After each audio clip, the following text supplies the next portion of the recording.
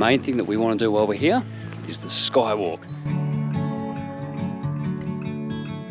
There you go. Whew. It's actually it's harder work than I was expecting, to be honest.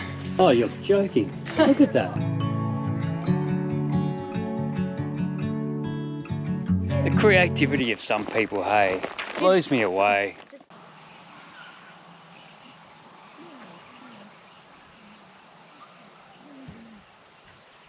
Well, good morning everybody, and welcome to Roamin in the Robbo. We're currently staying at the Porongurup Range Tourist Park. It's about 360 k's southeast of Perth. Over my right hand shoulder there, that's the Porongurup Range. That's a national park that covers 26 square kilometres. Obviously it's got huge cultural significance for the local Noongar people. In 1802, I think it was, the European settlers spotted it from Albany. In 1859, they started farming the slopes with fruits and vegetables and things like that. And then in the 1880s, they started harvesting all the karri and jarrah trees. And then it wasn't until 1925 those leases for the timber industry started to be withdrawn. And then 1971, it was gazetted as a national park and protected, because this area is recognised, world recognised, as a biodiversity hotspot, with some species of plants and animals only existing in that range. There's a bunch of stuff to do while we're here, some walks and hikes and mountain peaks that we can go and climb up onto as well. Unfortunately, some things are shut. The Shire was doing some upgrades to balustrading or walk trails or something. That hasn't been completed, so there's a few things that we're going to miss out on, which is a real shame. But the main thing that we want to do while we're here is the skywalk. Castle Rock, I think it's 580 metres. Might have that slightly wrong. But there's a sky rim walk that you can do. So a platform that weaves in and out of Castle Rock Peak. So while we're here, we're going to be hitting that national park, doing a bunch of walks and hikes, and I'll talk a little bit later about some of the geology of the area, because I really want to bore the kids with that. And now just over my left-hand shoulder, that's the tourist park that we're staying in. It's quite a cool little tourist park actually. It's really clean and tidy, heaps of grassed areas, camp kitchen, nice ablution block. Every single site, powered or unpowered, is grass. It's not like it's super busy, not right on top of each other. It's relatively spacious, which is good. So there's a little bit of something to do for everyone here. Loads of wineries in the region. There's some bars, restaurants, tea rooms, art gallery. The closest town is Mount Barker. That's 20 or 30 k's away. That's a beautiful little town actually. We got some friends who live there. We're catching up with them next week in Pemberton. So watch out for that episode. Yeah, like I say, you don't have to be, you know, a gung-ho hiker or climber or anything like that to enjoy the area. There's a little bit of something for everybody.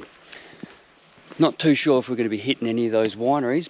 We may have to, because we do have an injury in our midst. I'll let Miranda explain that a little bit later. There might be some walks and hikes and some of the climbs that she might not be able to do. Silly old woman. Well, that's pretty much my morning stroll complete. I've warmed up now. As you can tell, it's pretty chilly here. I got the hoodie and the winter jacket on. It's super cold last night. Wow. Anyway, I'm gonna stroll on back, check and see what everybody else is up to, get myself another heart starter, and then we'll start to explore the area. Hope you guys enjoy the episode.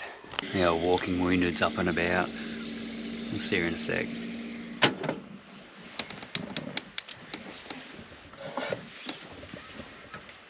Here she is.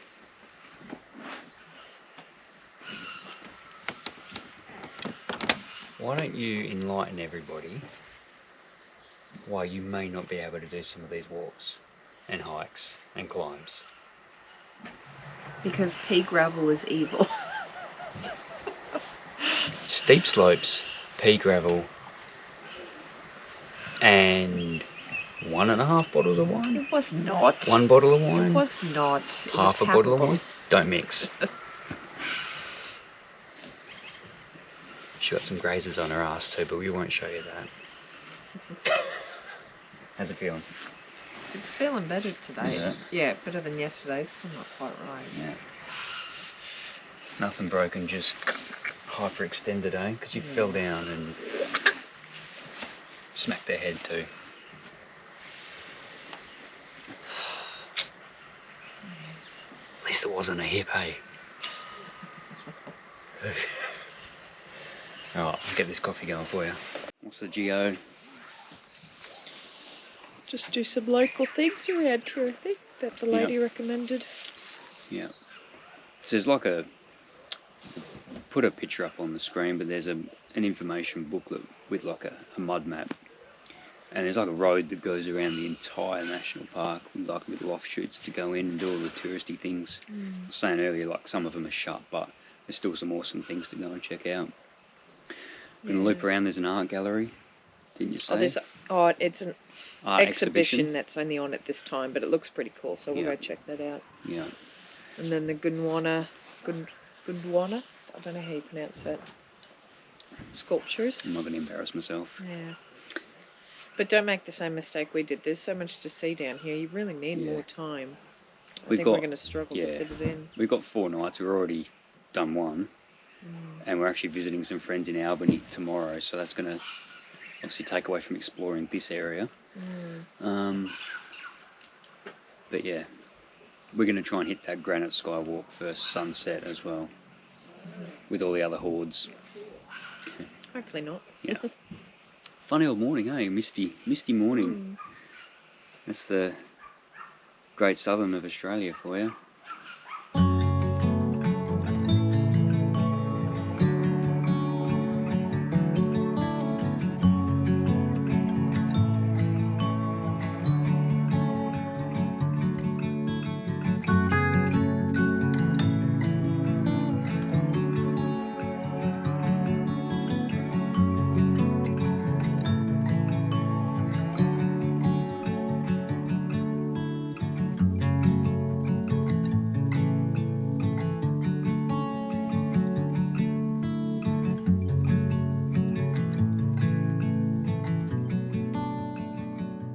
Alright, first little touristy thing of the day, Gondwana link sculpture. Do you know anything about it? No. It's a sculpture. It's a sculpture. We're going to find out a bit more. So Gondwana is like making reference to the supercontinent billions and billions of years ago, where all the continents of the world were all part of one big landmass. So this must be reference to that somewhat. It's really cool actually, hey? There's all the Aboriginal paintings all on the outside.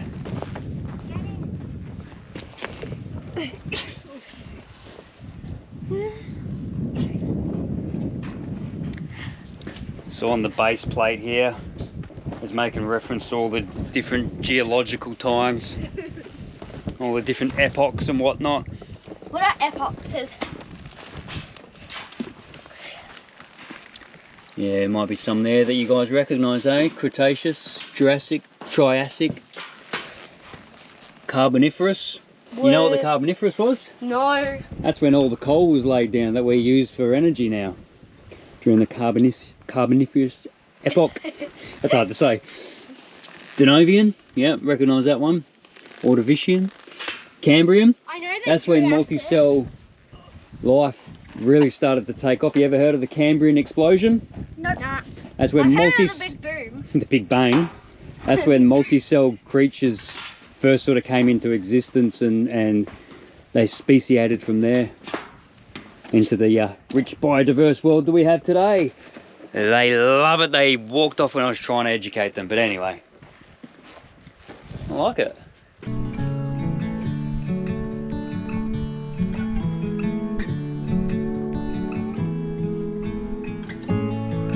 I made reference earlier to Gondwana being when all the continents were together in one big landmass, yeah?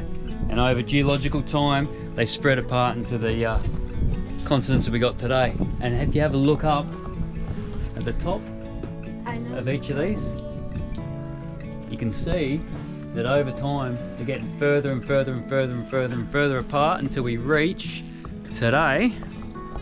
No, that one though. And that's pretty much, hopefully you can see, And that's pretty much what it looks like today. Wind the clock back billions and billions of years, and I reckon it looked like that. And the kids, as usual, are too busy throwing rocks. Anyway, next!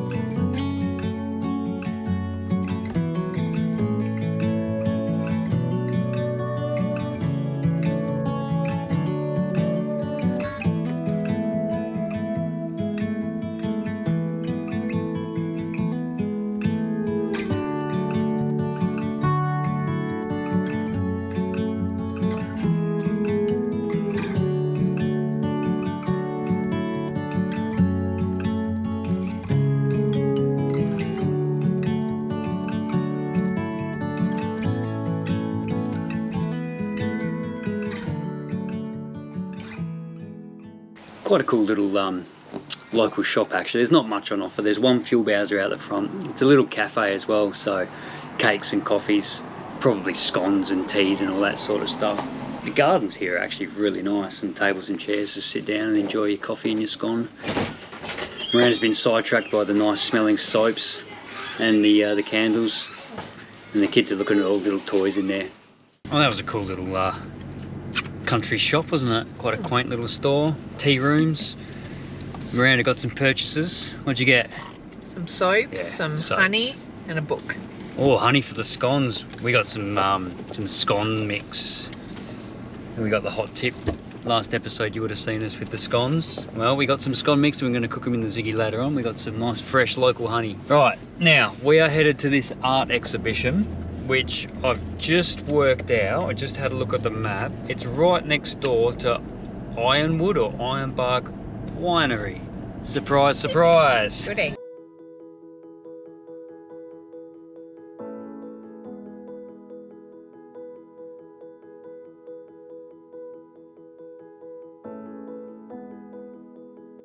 The creativity of some people, hey, blows me away.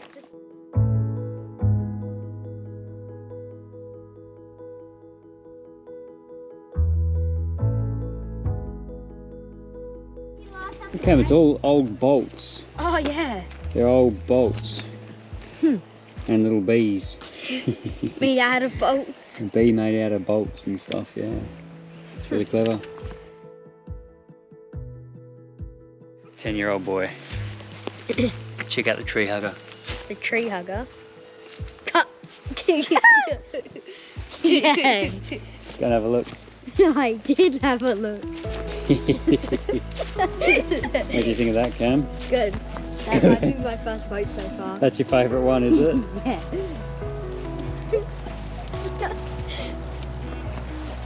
Why is that your favourite one, bud? Because of those.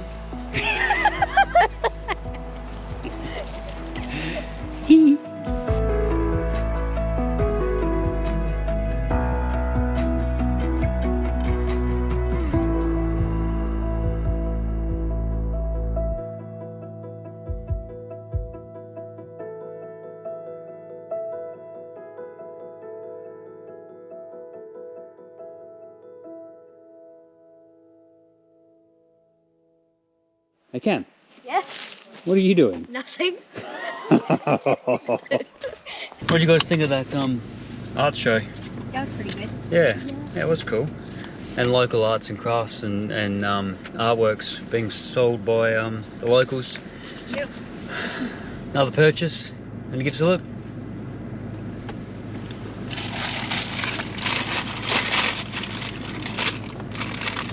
The beautiful woven little tile, which is gorgeous, so that will be pretty. It's amazing. And a nice warm beanie to keep us warm, keep me warm. Yeah, so yeah, it's proper wool and handmade. I'm really happy. Oh, like a tea cozy. Well, I'll be happy and warm. Alright, so I'm thinking it's too early to head back for lunch. So I reckon we go to that Ironwood estate, see if we can do some wine tastings. So we'll duck in there, and then I reckon we shoot straight past the caravan park, and I reckon we go and do this thing. What is it? Agwin Peak Drive. There's like a little photo up there. It's probably like a lookout or something, hey?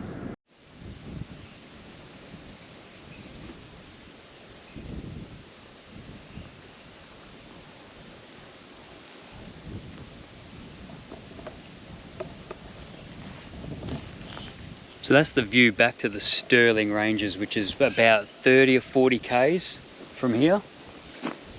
I'm going to butcher it, but the Aboriginal name for the Stirling Range is Koikienuruf.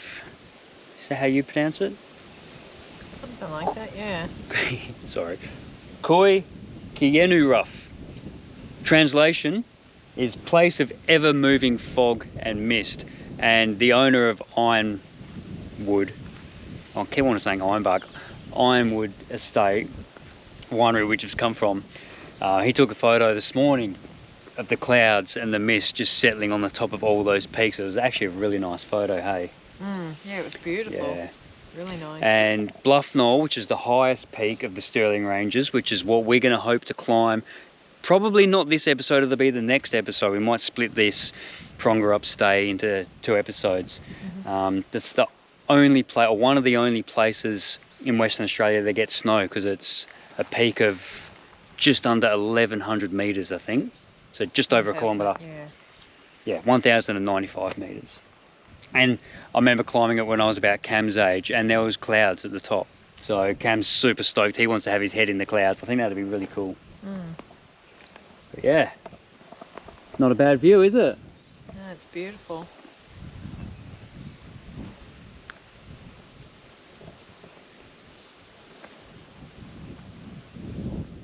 So our friend Daniela, our little camping buddy from our last video, got us onto this hot tip of this scones mixture. It's so easy. So you just add your 300 mils of milk, mix it up, and I'm just going to pop it on our little trivet plate here, and we're going to hopefully enjoy some afternoon scones before we go out on our hike.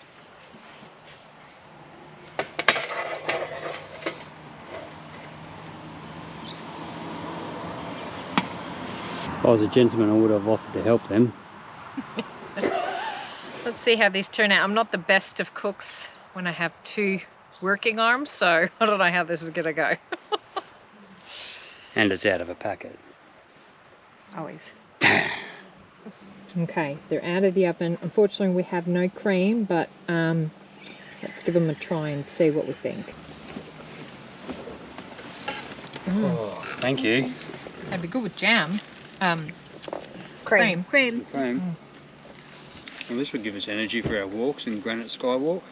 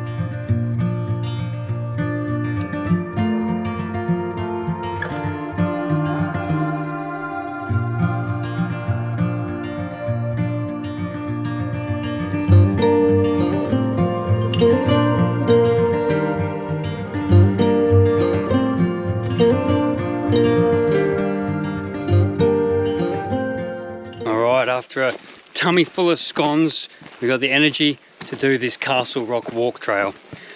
4k return, obviously 2k's there, 2k's back. Once we get to the end of the Castle Walk, that's when they've got the 130 metre return to the Granite Skywalk. All right, Cameron, Jacqueline, gather around for your geology lesson. No, bye-bye.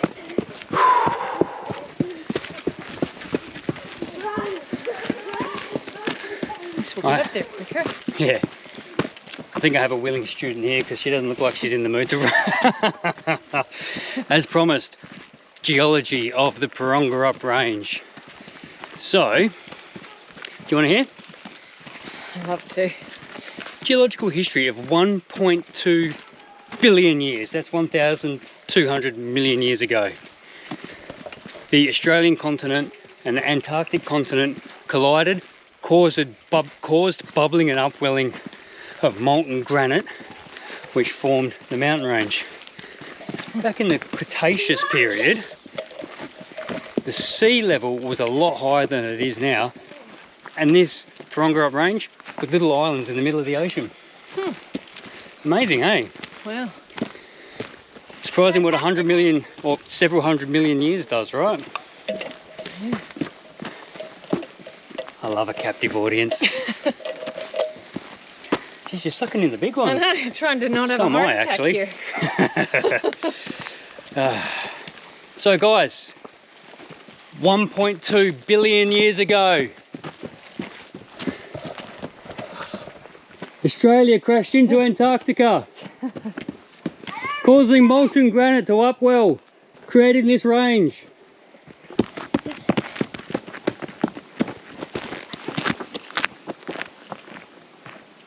There you go. Whew. It's actually it's harder work than I was expecting, to be honest. She's steep. Well, it's what, 530 meters, I think, elevation. So, you know, it's half a K straight up. Yeah. Mount Bluff. And we've got to go 2 Ks to get to that 500 up. So it's quite an incline.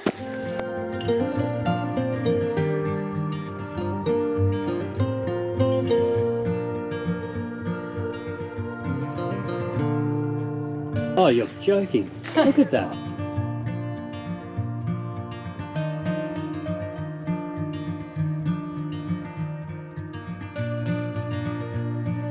Actually It's balancing. incredible. The balancing rocks of the Porongurup range. Wow.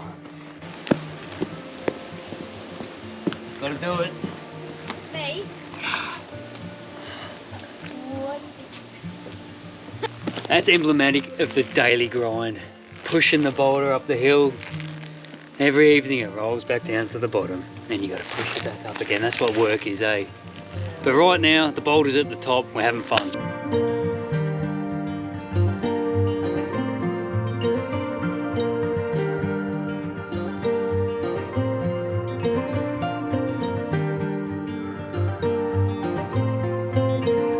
Oh, I love this stuff, hey? Love it. Wait, Oh, come out here, guys. I know where it's going. Wow.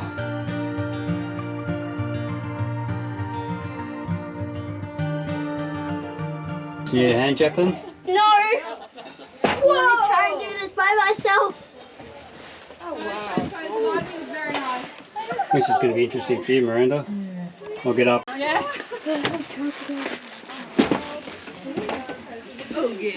Right. Can I get you on the other side here? Thanks. I'm sure that was very flattering. Look at that. Gosh. Okay. Be careful. Hang on tight, Boo, okay? I'm good. Oh, this is pretty cool. Hey, Miranda, both you and me are doing it one-handed. Both of us. I'm bringing these guys along. Oh! Wow. Yeah.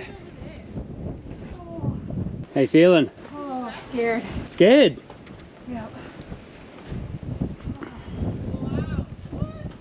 So we took that scenic drive all the way around the Porongurups, and the farmland comes right up to the base. It's crazy. I mean, farming's a hard job, eh? Yeah. But at least you've got the views of this mountain range to take the sting out of that hard work. Because it's all, well, there's lots of wineries, like I said earlier, but there's loads of livestock and stuff as well. Oh, beautiful land, beautiful countryside to work in, hey?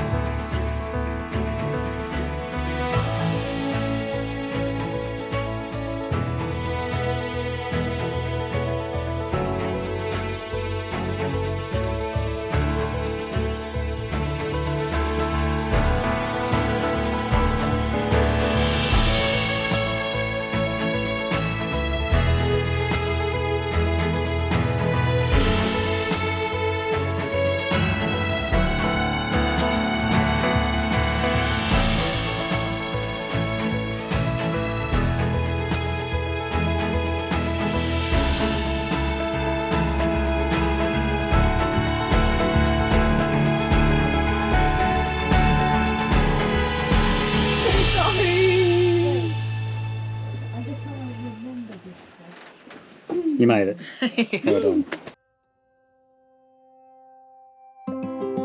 We're going to shoot, it's about half an hour, 40 minutes to the Stirling Ranges. And the main attraction that we want to do when we get there is climb Bluff Knoll.